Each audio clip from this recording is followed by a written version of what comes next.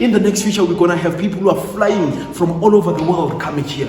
Understand? Simply because they will value what you are doing here. Benefit from it. This is what I've asked you last week. Uguti, at least apply 10% of the things that we are teaching here. Your life will change. Pega Musa, when I ask you guys, please write down the things that we are telling we're preaching here. Or things please write down the things that we are teaching here, so that when you get home, so that you can go through them, so that you can see things that are relevant in your own personal life, so that you can be able to apply them, so that your life can change. Because pegan, you don't change, or your life does not transform based on what you know, but based on what you do. Your life does not transform based on what you know, but based on what you do. So knowledge is not power, but knowledge is partial power, and then it becomes power when you apply it. So now you come here and hear the word of God says, be not only hearers, fooling yourself, but then be what? Doers of the word. Doers of the word. That's where metamorphosis comes. Transformation will only come through what? Application. But last week we spoke of business and all of that, and we can come up with brilliant and multi-million-dollar ideas, understand? But then if you are not willing to take steps, it will only just wishful thinking. Everything that we spoke about last week will never manifest. Predestination is the sole act of God, but then the actualization thereof is of man. No matter how God has given you a big destiny, if you are not too willing to take necessary steps, your life is not going to make any impact. And the better, we are doing it scared. I don't want to neglect the fact that at times you are afraid, but then you do it scared. For God did not give you what? The spirit of fear. He has given you what? The spirit of love and spirit of power. So now whenever you see a spirit of fear coming into your life, take it as an indicator that this thing that you want to do will do damage in the kingdom of darkness. So that's why the devil is trying to discourage you with fear. So we are doing it scared. Because at times I don't want to come here simply because I'm afraid. But then I come here anyway. By the virtue that he's trying to attack me with fear, I come anyway. Yesterday we did our first prayer gathering, 3 hours. I was so afraid. What if these people don't come? Number one. And if they come, are they going to be able to pray for such a long time? But then we came and we prayed, and then that 3 hours was too small. I've never felt like 3 hours in and then we said, okay, next time when we gather, maybe next week, understand, let us make it in 4 hours. Then let's make it 5 hours. And then one of my biggest dreams is that as a church, we're going to have a whole night prayer, where we literally pray for the whole night. No preaching, no singing. We are literally what? Praying. It's going to happen. But then, am I afraid of that? Yes, I am. Am I scared? Yes. I want to be honest with you. But we are going to doing it what? Scared. We are going what? To do it scared. There is something that I want to share with you, Sis Farane.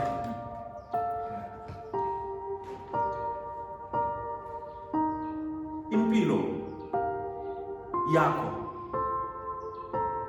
will only become what you want it to be. One of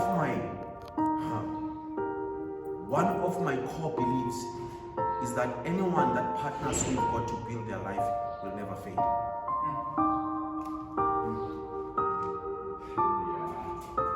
That is my core belief. Guys, the word of God says the race is not into what? The swift. Which means no matter how fast you are, you're not going to always win the race. Literally, the battle is not always to the strong. Even the educated at times go broke.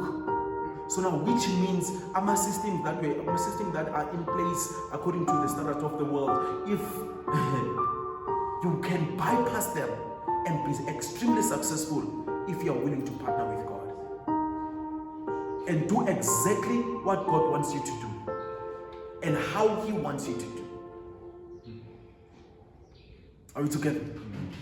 So, partner, it's a conscious choice that you make when I'm going to partner with God, and I'm going to go on movies, I'm going to go on TV, I'm going to go on theater for the sole purpose of glorifying the person of Jesus Christ. It's not about fame, it's not about money, even though that comes with that. But then it's about what? It's about the glorification of the Lord and of our Lord and Savior, which is who? Which is Jesus Christ. So you make that conscious choice today. Good mina, you're gonna ask God stupid questions, guys. Questions, Baba, what do you want me to do with my life? Ngambulele Nkosi ukuthi ngenzeni ngempilo yakho. Baba, it's a Sunday namhlanje. According to your plan, what should I be doing that will bring me closer to destiny? Baba, I'm 32. At the age of 32, what did you want me to do? Baba, I'm 40. Baba, I want to have kids. Which kind of woman do you want me to marry? As much as I love big women, if you wanted me to have small women, I'm willing to do that. Because what? Your purpose is much bigger than what? My desires. Your purpose is much what? Bigger than my desires. It's a conscious choice that you make. Guys, we're going to build this church through the blueprint that we have received from heaven. I have my personal preferences, but then I decide to neglect them so that this thing can happen according to God's standard. One guy once asked me, "Oh yeah, how much on?" This is what I usually respond with. I'm glad things are not going my way. Because if things went my way, I'm glad that things are going not my way. Because my mind is limited. I don't know everything.